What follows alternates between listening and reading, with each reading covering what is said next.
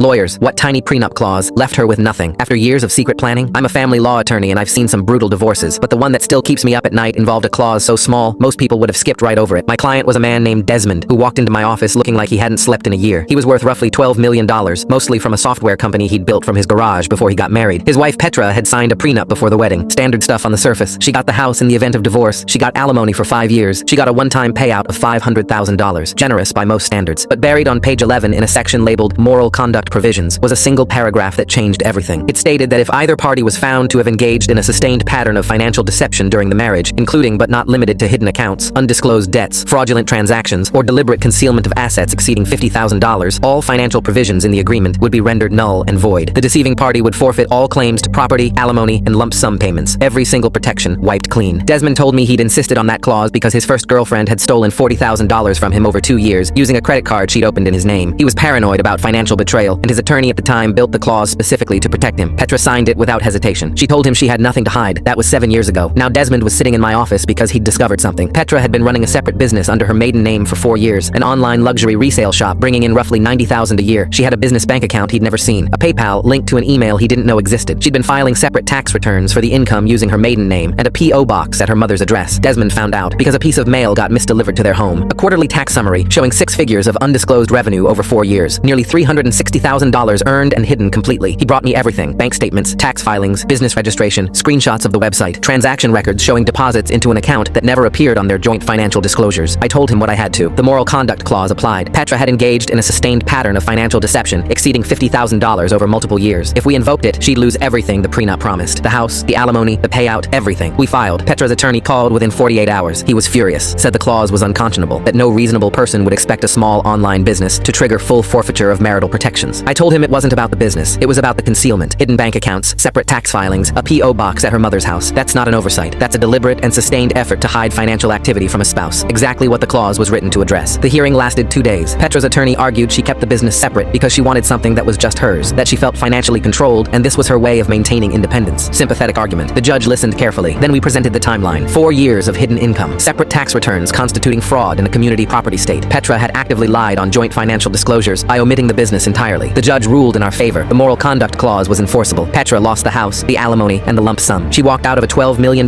marriage with her personal belongings and whatever was in her hidden business account. Her attorney filed an appeal, denied. The clause was clear, specific, and signed voluntarily with independent counsel present. Petra knew what she agreed to. She just never thought it would apply to her. Desmond didn't celebrate. He sat in my office after the ruling, staring at the wall for a long time. Then he said, "I didn't want this. I just wanted her to be honest with me." That's the thing about prenups. People treat them like worst-case insurance they'll never need. But when the clause fits, it fits. And the smaller the clause, the harder it hits.